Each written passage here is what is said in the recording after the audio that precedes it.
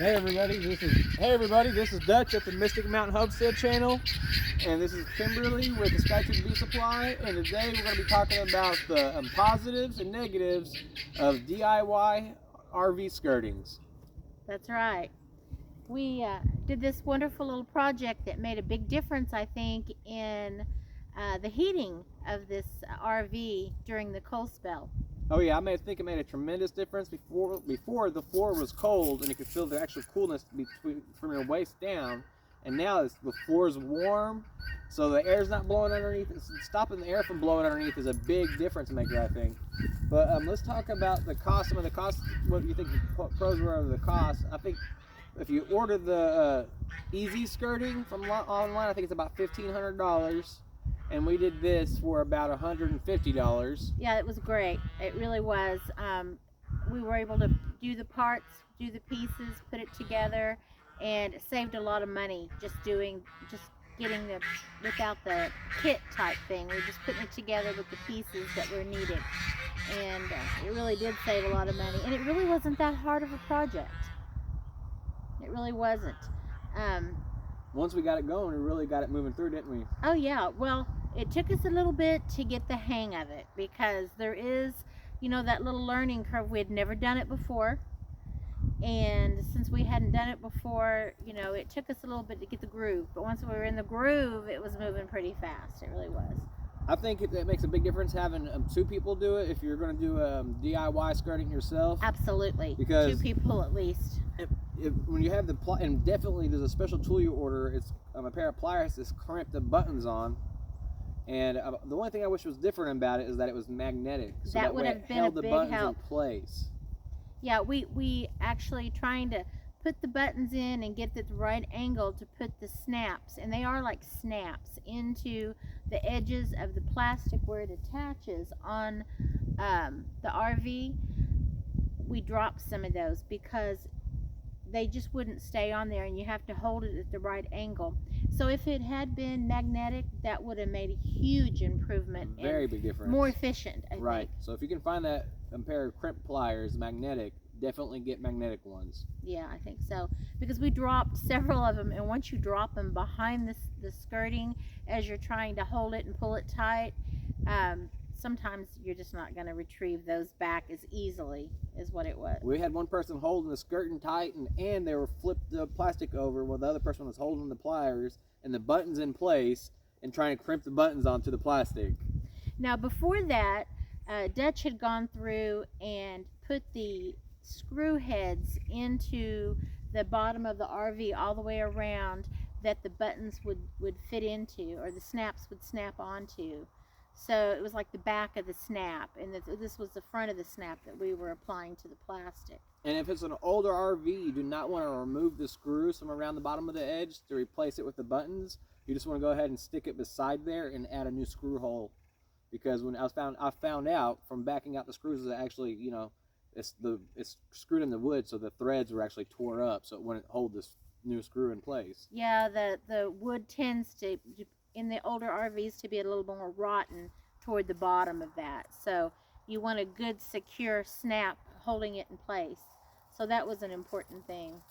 And a few times, even with using the pliers, the snaps would bend, and so you can expect a little bit of that. It happened every once in a while. It was kind of frustrating when that would happen, but it was just maybe because, one thing, it was getting cold and it was getting dark. We were trying to beat the light and to get it done, but a few of them bent, and so they weren't fixable when we were doing that. But one of the first things we did was to put the framework around the bottom of the RV before we ever started messing with the plastic. And we used PVC pipe, 1-inch PVC pipe, wasn't it? Yep, 1-inch PVC pipe. And we just made basically a square. We used the little corner turns on the PVC pipe and put those on each corner and had it right up against the tires. Dutch folded the steps in on the RV so that wouldn't be an obstacle, and we got that PVC framework for holding the bottom of the plastic in place first. Yep, and then we actually went back, wrapped the plastic around, and then took the little, what are those called? clamps, little snap clamps at the end. PVC snap clamps, and snapped it onto the plastic of PVC to hold it in place. Where when it's real windy, it won't blow it, and it's held up really well so far.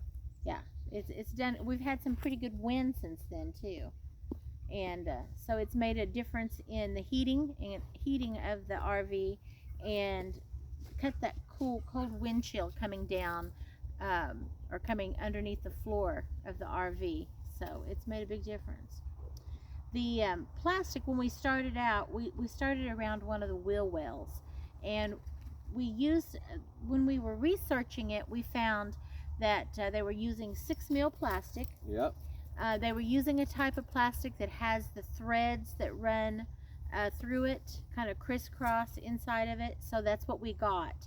And but when we got it, it was plenty long enough. And they say you want to have extra, right? And we know why 10 now. Feet tall, it was 10 feet tall by 100 feet long, so it was folded over several times when we got it. 3 times. It was 3 times folded, wasn't it? Yeah, it was like rolled up into itself almost. So it made an air pocket inside of there, so we could actually, it held, the way we did it, it ended up holding the air. It did. So the sun heats it up to hold during the day, so it actually makes it double insulated.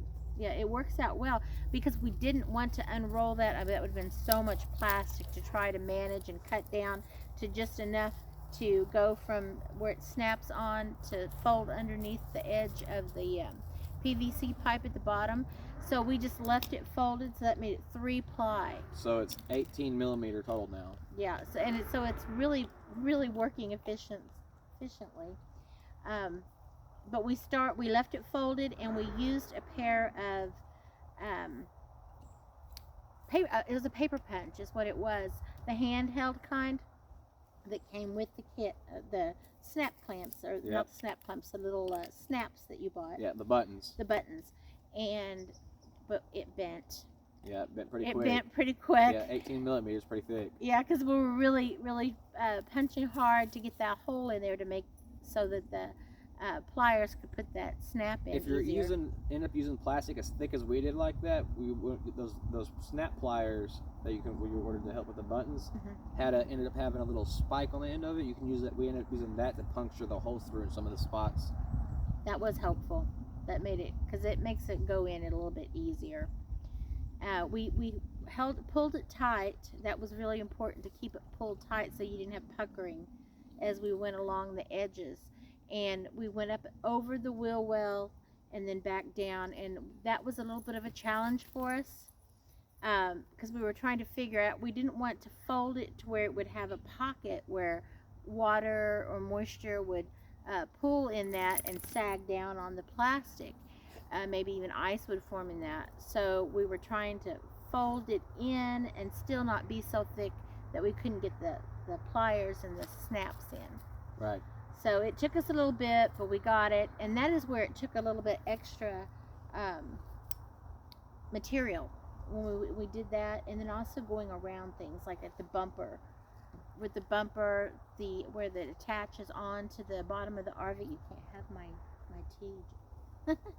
Can't have the tea bear. We had a little bit of an issue there, but really it went pretty smooth. Dutch was able to get up underneath there, and he pulled it around, and then we tucked it up, and we put snaps on each side. And a couple places you went back and put an extra one in just to hold it extra tight in those places that would have a lot of pressure. Yep. So I think it did pretty good. I think you should show everybody. Oh, there's a video of a little short. Oh, okay. So if you guys want to see the RV skirting close up, go look at through the videos of D.I.Y, and you should find it. Good. Until then, remember to like, subscribe, and it's free to subscribe, so don't forget to do it, and smash that little bell button so that way you get all the notifications. Absolutely, and share it with your friends. Until next time. Bye.